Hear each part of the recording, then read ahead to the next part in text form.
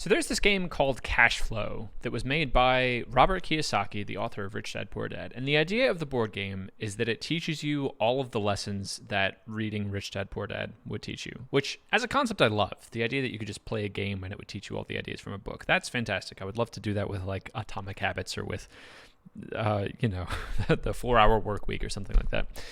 And I've been playing it for a while and found that you can play it online, which is great. And what I would like to do is try out this strategy that one of my friends I was playing with earlier, Brian, surprised me with. There's an aspect of this game where you can borrow money on infinite credit at 10% interest. Let's start a game and I'll kind of walk you through what I'm talking about. Create a new room.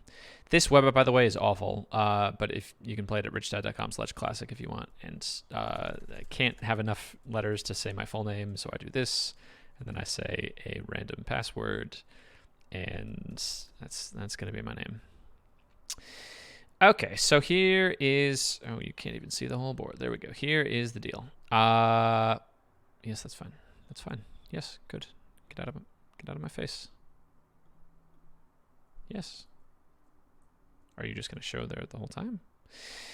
That's not what I want, friend. Stop. Go. Okay, there we go. So here's the idea. You have a career. You are a type of person, and you go around the rat wheel. And different squares mean different things. I think the handshake is a deal that'll come up, so like you can buy stocks or real estate or something. I think the yellow square is that a buyer in the market comes, so if you bought some real estate on the green square, you could potentially sell it on the yellow square. And then, where's the payday square? I think the yellow is the paycheck square. So that's when you get your salary. And there's another one that's like bad things happen here and you get a baby here. You'll see as I start playing it. And to win the game, you need to exit the rat race, which means your passive income is higher than your expenses. So if you're making, $5,000 a month from your real estate, and you only spend $4,500, even though you're working as a pilot, making $4,000 a month, because you can quit your job and still survive on the passive income. You have exited the rat race, you get to quit your job. This is something referred to as like the FIRE movement, financial independence, retire early. Mr. Money Mustache also talks about this. But it's a fun game. You get to play it. So we're going to choose yacht racing. Sure. Actually, the one I like is Heliski. Yes, Heliski the Swiss Alps. That's something I actually want to do. And give to charity. I'm going to pass because of the weird strategy I'm doing on this game. Deal opportunity. Okay, what am I? I'm a lawyer making $7,500 a month. This is very useful. This is like an actual income statement that you would see if you were actually following the advice from Robert Kiyosaki. I should do this for myself. For like my actual expenses. So if you do a small deal, you'll get things like, here's a tiny house you can buy, not literally a tiny house, a smaller house. The deal is that it costs less than $5,000. It might be stock, it might be something else. And then big deals are much bigger. It's like duplexes or fourplexes or like apartment buildings or like buying a business. With this new strategy that I'm blatantly stealing from my friend Brian, I'm always going to go for the big strategy, and I'm always going to buy it, even if it's a terrible deal. And I'm just going to go into massive amounts of debt. Fourplex. Cash flow is $750. Down payment is $1,600. That means, so at 10% interest per pay period, that's going to mean I'm going to have $1,600 in expenses per month, but that'll be offset by $750 in cash flow. So I'll be in the whole $850 a month. I would do this even if I wasn't playing this weird strategy because I have the cash flow. I have $2,470 to support $850. So my cash flow after this is going to be 2470 2470 minus that number. So my new cash flow is going to be 1620, and I will own a fourplex, and my passive income will be $750 higher. So yes, I would like to buy the fourplex, and yes, I would like to take out a loan. So now I've taken out a loan down here for $16,000, which means my loan payment is $1,600 a month. And I haven't bought it yet. I'm only incurring the expenses. So my payday is smaller than it was before by $1,600. But now that I buy it, that's going to increase my cash flow. And this is going to be hard to do. Can I hit this? There we go. Now 1620, which is exactly what I calculated before. So I'm still in the positive. I haven't even started my weird strategy yet. That was just a good move all over. House buyer. I don't have any houses. Let's go. Nothing happened. Let's go. Deal. Big deal every time. Duplex. I'm still cash flow positive. This is going to be a payment of $800 and a cash flow of $320.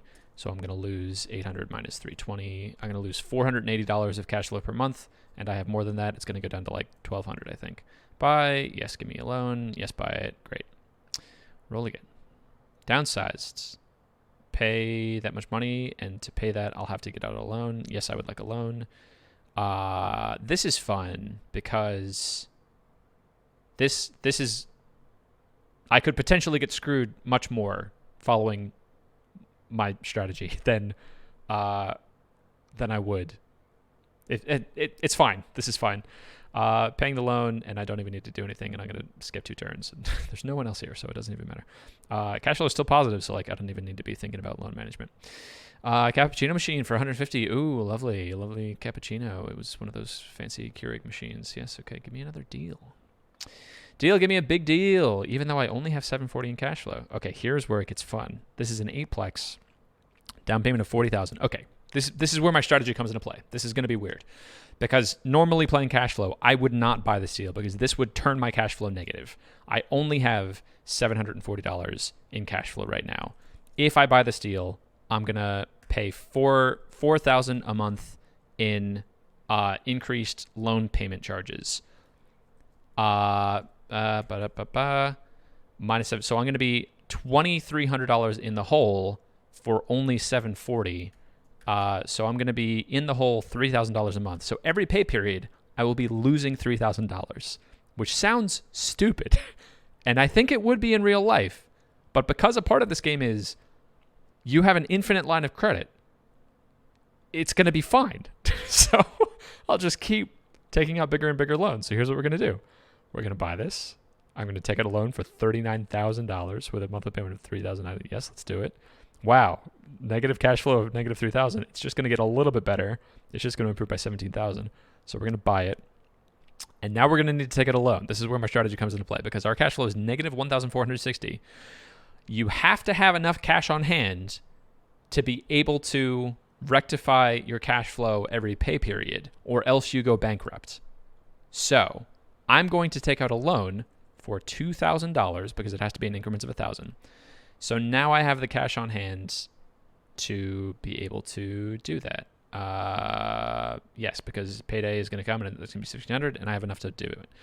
And that's kind of crazy because I just took out more loans, which increased my... It made me go further in the hole because it increased my monthly payments. But it's fine because I have infinite credit. Great, let's go. And I just lost $1,600. I don't have enough to cover this. There's a Plex buyer. Oh my gosh, this popped. Okay, this is nuts. This should not have happened this fast. I'm offered $30,000 per unit for all units in any combination. I'm going to sell all of these. So I'm going to make 60 grand. Great. Can I do that again? Yes, I can. Great. Can I do that again? Yes, I can. Great. And I actually think I shouldn't have sold all of those. The way I'm currently doing this strategy is like I buy whenever I can and then I sell whenever I can if that would be cash positive, which is simple, but I could have gotten to now I have no passive income, which sucks. But we can demolish this $69,000 loan. So let's do that for $69,000. And do I want to repay anything else?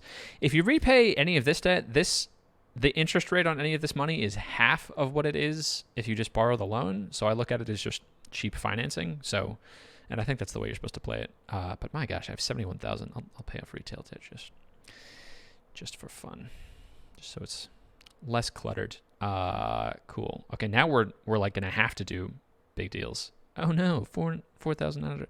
Gotten downsized twice. That's kind of weird. Turn skips. Yes. Okay. Yes. Roll. Yes. Big deal every time. And I'm just gonna do it without even thinking about it because I need some freaking cash flow. I've got to get to 5,000. This is 2,000. Yes, of course. Go again. Give me another deal. Okay. Give me another deal. Deal. Give me a big deal. 800 for $50,000. This is a terrible deal. This is a terrible deal because if I was getting this from the bank, it would cost $5,000 a month. And it's only giving me 800. So it would sort of get me in the hole by 4,200. The problem is I'm sitting on so much cash. I'm sitting on $47,000 that's just doing nothing for me right now. So it makes sense to buy it. And I only need a $3,000 loan. Yes, buy it. That and also that's part of my strategy is like you do big deal every time and you buy it every time. Great. And you haven't even seen the weird things that go in the strategy of like having to, oh, no, baby. His name is Matthias. Limited partnerships sold. I have no limited partnerships. The weird part of the strategy is like when you go negative, I might record another video where this is more realistic. Big deal every time. House for sale every time. 1,000. The numbers don't even matter. I'm going to buy it every time. Yes. I'm still cash flow positive, so I don't need to do anything. Buy it. Was I still cash flow positive? Yes, I still am. So we are done. Balancing debt is kind of a weird thing with this strategy. When you are cash flow positive, yeah, buy it every time. Let's do it. Yes, buy it. And I'm still cash flow positive. Yes, so I don't need to borrow money.